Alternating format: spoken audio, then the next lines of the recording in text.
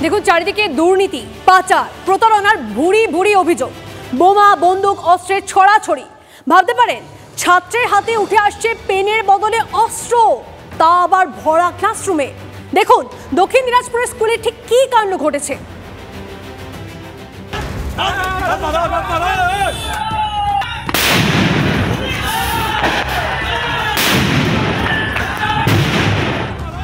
সদ্য শেষ হওয়া পঞ্চায়েত ভোটে বেলাগাম অশান্তি দেখেছে রাজ্যবাসী। বোমা, গুলি চলেছে, মৃত্যুও হয়েছে। বিরোধীদের অভিযোগ, শাসক দলের মদতেই জেলায় জেলায় বোমা গুলির আমদানি বেড়েছে। সত্যি কি বন্দুক গুলি এখন হাতের মোয়া? প্রশ্নটা তুলে দিয়েছে দক্ষিণ দিনাজপুরের একটি ঘটনা। যে ছাত্রের হাতে পেন থাকার কথা, সেখানে বন্দুক দেখে আঁতকে উঠেছেন শিক্ষকরা। দক্ষিণ দিনাজপুরের বংশীহারি থানার পাথরঘাটাতে সুদর্শননগর হাই স্কুল। মঙ্গলবার স্কুলে বই বিতরণ ছিল। কর্মসূচি চলাকালীন আচমকা ছন্দপতন। স্কুলের নবম শ্রেণীর এক ছাত্রের ব্যাগ থেকে উদ্ধার পিস্তল। জানা গিয়েছে, অভিযুক্ত পড়ুয়ার ব্যাগে সন্দেহজনক কিছু দেখতে পায় সহপাঠীরা। বিষয়টি শিক্ষকদের নজরে আনে তারা। অভিযুক্ত ছাত্রের ব্যাগ তল্লাশি করতেই চক্ষু চড়ক গাছ শিক্ষকদের। ব্যাগে মেলে পিস্তল ও কার্তুজ।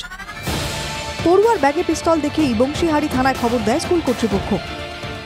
আর্মসটা একটা ইম্প্রোভাইজড আর্মস আছে, সঙ্গে 1 রাউন্ড অ্যামুনিশনও আছে, যেটা ওর কাছ থেকে পাওয়া যায়। এবং তার সঙ্গে যারা মিশতো বা কী করতো, তারা সেই সম্বন্ধে আমাদের ইনভেস্টিগেশন তো আজকে শুরু হলো, কেস আজকে হচ্ছে।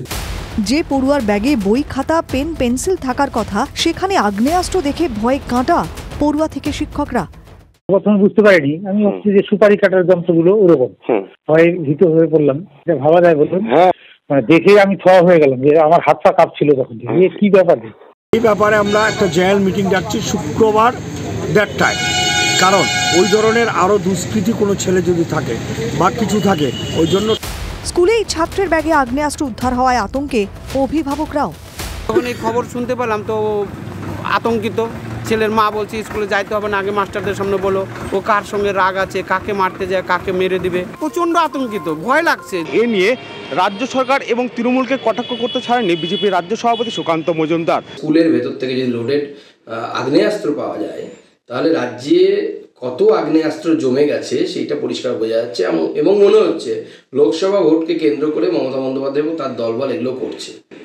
লোকসভা ভোটের সময় কেন্দ্রীয় বাহিনী থাকবে, পশ্চিমবঙ্গ পুলিশ কিন্তু নয়। অতএব কেউ যদি আগ্নেয়াস্ত্র নিয়ে দাদাগিরি দেখাতে চায়, মন্ত্রীর খাস লোকেরা, তাদের বুকে কিন্তু গুলি লাগবে। একটা ঘটনা ঘটেছে, সেই ঘটনাটাকে এইভাবে রাজনৈতিক রং দেওয়াটা আমি সঠিক মনে করি না। এবং সুকান্তবাবুর যে সমস্ত উক্তি, এটাও সঠিক নয়। দক্ষিণ দিনাজপুর শান্ত জেলা, বরাবরই শান্ত, এবং আমরা আশা করছি আগে সামনে যে নির্বাচন আসছে, সেই নির্বাচনে দক্ষিণ দিনাজপুর শান্ত থাকবে। আগ্নেয়াস্ত্র তো আর আলু পটল নয়, দোকানে কিনতেও পাওয়া যায় না। তাহলে পড়ুয়ার হাতে দেশি পিস্তল এলো কোথা থেকে, তাও আবার কার্তুজ সহ? তাহলে কি বিরোধীদের অভিযোগই সত্যি? বাংলায় বন্দুকগুলি খোলামকুচি। কোথা থেকে পিস্তল পেল নাবালক ছাত্র? প্রশ্ন উঠছেই, খতিয়ে দেখছে পুলিশ। দক্ষিণ দিনাজপুর জেলা থেকে রূপক সরকারের রিপোর্ট, TV9 বাংলা। ছাত্রদের খেলার মাঠই নাকি ভাড়া দিয়েছে স্কুল কর্তৃপক্ষ, এর বিরুদ্ধে সরব হয়েছেন ক্রীড়াপ্রেমী মানুষজন থেকে একাধিক ক্লাব। পশ্চিম মেদিনীপুরের ঘাটাল বিদ্যাসাগর উচ্চ বিদ্যালয়ে আজও বিক্ষোভ দেখান এলাকাবাসী।